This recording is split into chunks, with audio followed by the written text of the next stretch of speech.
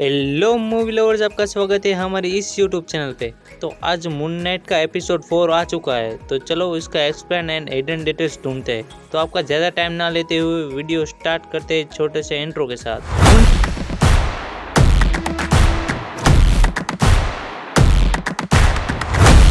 Moon night का episode 4 वहीं से स्टार्ट होता है जहां से एपिसोड 3 खत्म हुआ था। मून नाइट के शुरुआत में हमें खोन्सू की मूर्ति दिखाई देती है, जिसमें खोन्सू को कैद किया था। खोन्सू की मूर्ति के साथ कई इजिप्शियन देवताओं की मूर्ति रखी होती है। एक पूरी की पूरी दीवार में सिर्फ मूर्तियां ही है, जिसमें ना जाने कितने गॉड कैद है, जिसमें शायद अनुबिस भी हो सकते हैं, क्योंकि जब खोन्सू ने कम्युनिकेशन के लिए सभी गॉड को बुलाया था तब इजिप्शियन गॉड के दिग्गज गॉड अनुबिस वहां नहीं थे। इसका एक ही मतलब निकलता है कि वो शायद मूर्तियों में कैद है। उसके बाद जहाँ एपिसोड 3 में स्टीवन रेगिस्तान में गिर गया था, वहीं से ये शॉट दिखाया जाता है। मजे की बात तो ये है कि इस शॉट में हमें स्टार्टिंग में हमें बीटल दिखता है, और आप जानते होंगे कि बीटल ने इस सीरीज में कितना बड़ा इम्पोर्टेंट है। आई थिंक ये मुझे लग रहा है कि स्टीवन और लाइला का पीछा कर रहा है शायद। उसके बाद स्टीवन और लाइला निकल पड़ते हैं अपने खजाने को खोजने, यानी अमित की मूर्ति को ढूंढने। स्टीवन और लाइला मूर्ति को ढूंढने हुए जाते हैं, तब हमें एक बकरी दिखती है, जिसको हमने एपिसोड 2 में भी देखा था। ये मार्वल वालों का मजाक है या कोई हिंट हो सकता है आने वाले एपिसोड के लिए, मुझे नहीं पता, आप मुझे कमेंट में बताओ।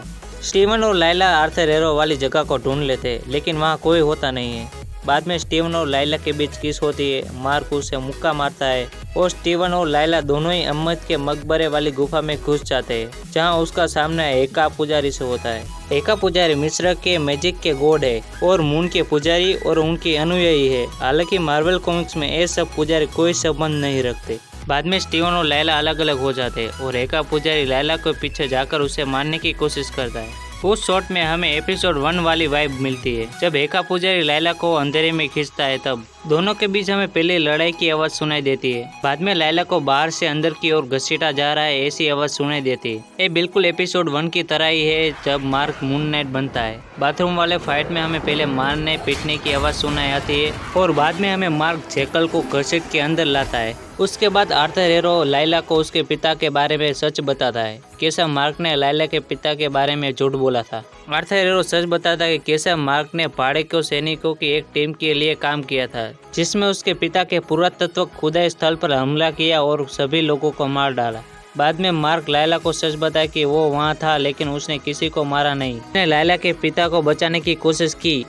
ये बिल्कुल मार्वल कॉमिक्स की मून नाइट की बैक स्टोरी जैसा ही है। कॉमिक्स में भी मार्क ने बुशमैन नाम के साथी के साथ साइड पर हमला किया था और बुशमैन ने लोगों को नुकसान पहुंचाना शुरू कर दिया। मार्क ने अपने साथी से नाखुश होकर उसने अपने साथी को धोखा दिया और बाद में मार्क मारा गया, जहां से वो मून नाइट बना। बाद में स्टीवन मकबरे को ढूंढ लेता है, जहां उसे अमित के मकबरे में अलेक्जेंडर द ग्रेट का शरीर मिलता है। अलेक्जेंडर द ग्रेट अपने विनम्रता के लिए जाने जाते थे। अलेक्जेंडर द ग्रेट अपने आप को ज़्यूस का पुत्र घोषित किया था। जिसने थोर लव एंड थंडर का टीजर देख लिया, उनको पता ही होगा कि थोर लव एंड थंडर में ज़्यूस भी देखने वाला है। शायद हमें अलेक्जेंडर का कनेक्शन कैंग द कॉन्करर्स के साथ भी जोड़ा जा सकता है। और बाद में स्टीवन को अलेक्जेंडर के मुंह के अंदर आमिद की मूर्ति मिल जाती है। तभी आर्थर एरो आके मार्क को गोली मार देता है। उसके बाद मार्क हॉस्पिटल में उठता है, जो उसके माइंड में है। उसके दिमाग के अंदर अमित ने मार्क को ये विश्वास दिलाने के लिए मजबूर किया कि वो एक मानसिक स्वास्थ्य सुविधा में एक पेशेंट है। जो मून नाइट बनता वो उसकी सिर्फ इमेजिनरी क्रिएट किया था। मून नाइट के एपिसोड 4 में सभी कैरेक्टर रिटर्न करते हैं। डोना जो स्टीवन ग्रांट की सुपरवाइजर थी, वो हॉस्पिटल में बीमार है। क्रोली जिसको हमने एपिसोड 1 में हमें स्टैच्यू बनते हुए देखा था। बॉबी एंड बिली जो आर्थर एरो के लिए काम करते हैं। बैग जो आर्थर एरो का सहयोगी है। और एंड में लाइला जो खुद को एक पेशेंट कहती है। और एंड में आर्थर एरो जो साइकोलॉजिस्ट बना है। एपिसोड 4 के लास्ट एंडिंग में काफ़ी सारे हिडन डिटेल्स है, जिसको मैं एक साथ ही कवर करूँगा। पहला हिडन डिटेल्स, एक पर्सन रूबिक्स क्यूब को सोल्व करने की कोशिश कर रहा है। ये एक रेफरेंस है एपिसोड 1 का, जहाँ स्टीवन को खुद को जगाए रखने के लिए ये सोल्व करता था। हिडन डिटेल्स नंबर 2, आगे हमें डोना दिखी है, जो स्केरब वाले तकिए को लेकर बैठी है। ये दूसरी बार हमें रेफरेंस मिला है इस एपिसोड में।